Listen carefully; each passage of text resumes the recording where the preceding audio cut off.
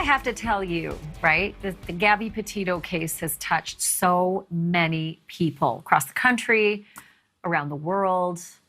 It's been a veritable circus on the front lawn of the Laundrie home, and that's been going on for nearly 6 weeks. We've seen people hammering in signs into the grass on their lawn. We've seen the protesters with the bullhorns just hollering at the house, and the humorous signs certainly making their point out there. Some of the folks out there had actually even traveled thousands of miles to be there. And our own Brian Enton spoke with 4 of those crime tourists. We've been following the case since the very beginning, and it's been very intriguing to us. So we wanted to come and see all the action. Yeah, to be able to see the space. Like on TV, you can't tell how close this neighborhood is. Which spots have you gone to so far in terms of in relation to the case? Well, did we go to the Carlton Reserve first? We went to the main entrance. Nobody was there, and then we realized, no, it was the environmental center where everyone was, staked out. Yeah. And we were surprised at how big the area was. It took us like 20 minutes to get around to the other side where all you guys were at.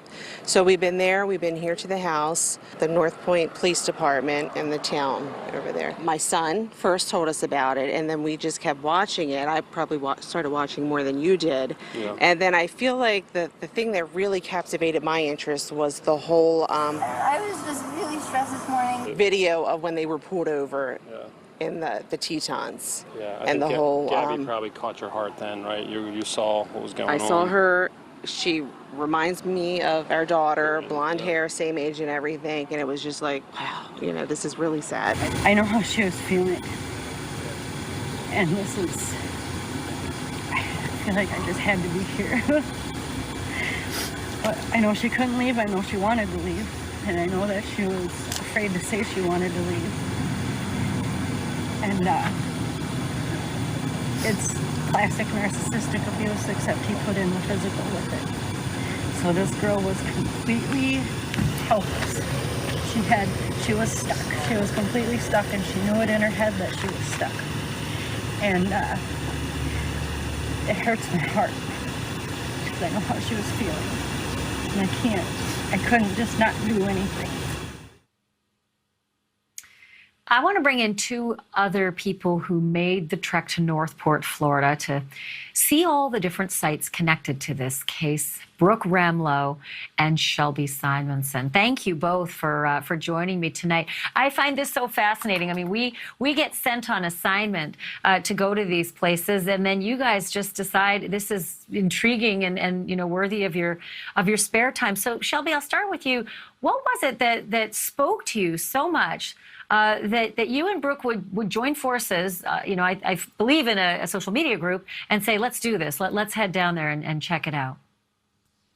I personally think that it was totally a God thing. I mean, it was just, for a lack of better term, it was the right timing. I was introduced to it on my birthday, and I was already behind. I'm from Florida. I'm from Titusville. But what really hit home for me was when I realized that Gabby was a month and 5 days older than my little sister. And I would say that's when it really became heartbreaking for me, and I became emotionally invested in this case. So, Brooke, how did you and Shelby connect and make the plan to do this trip? Well, actually, somebody introduced Shelby and I to each other on Twitter. And we started talking and messaging back and forth. And we both decided that we wanted to go down there. And we were just kind of tired of watching everything happen on TV and behind the screen, and really wanted to get out there and actually do something about it instead of just sitting here at home. So when you got there, what was plan A? I mean, what did you decide to do first, Shelby, and what was your agenda? Well, of course, I wanted to go and fix up my timeline and help with the manhunt, but unfortunately, on the way down there is when we found out that the remains were found. And once we got there, it was confirmed that it was Brian Laundrie. So that kind of scratched our original plans. And unfortunately, it was just really bad timing, and we thought that it was inappropriate to go to some of the people to ask a lot of questions just for our own selfish, uses for that timeline. but we really got to talk to a lot of really wonderful people and meet some awesome people down there and scrub up our timeline a little bit. So then, Brooke, I mean, that is a very interesting time to arrive at the time that the remains are found. That's a lot of breaking news you were all of a sudden catapulted into. Did you go to the reserve? Did you see the activity at the reserve? Yes, when we first got there, we went to the reserve. We walked around. It was really surreal to see everything firsthand. You know, it's crazy. You see everything on TV and we see you guys reporting. But to be able to actually walk up on the scene and see all the cameras set out right after they had done a conference confirming that it was Brian's remains that they found. And it was a really surreal experience to actually be there. So yeah, we went to the reserve first and then we went to the Laundrie home afterwards.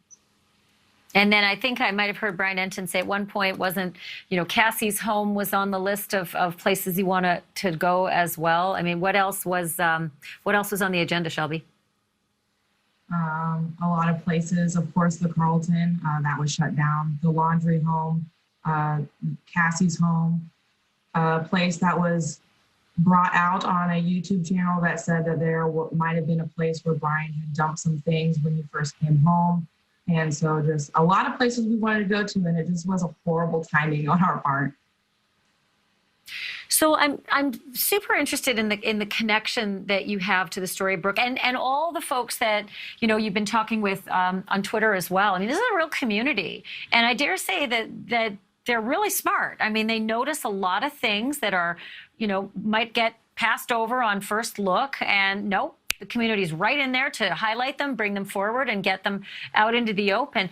Do you both feel a lot closer to this story? Do you feel almost a different satisfaction now that you've made that trip and you've actually been to those places and it's not just coming through your TV screen or the screen of your phone? And I'll let you answer first, Brooke.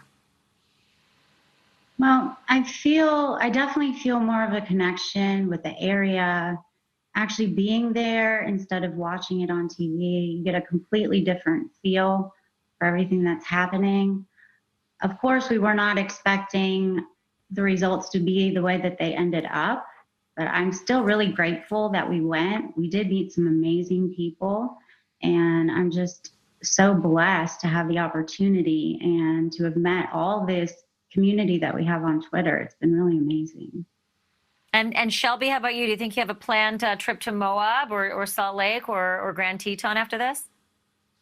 I'd love to, but we are actually starting on the Summer Wells timeline right now, and we will be moving into Tiffany Foster as soon as I finish with the Summer Wells timeline. So for this moment in time, we're pausing on this and starting our, you know, repertoire of the bigger picture. So it's literally on to the next crime. Well, maybe we can touch base with you on the next one as well and see, you know, how that goes for you. Brooke Ramlow, Shelby Simonson, thank you so much for joining us on this. I really appreciate it. Thanks, Ashley. For having us. Thank you for watching. Click the red subscribe button below so you can get more of NewsNation's fact-driven, unbiased coverage.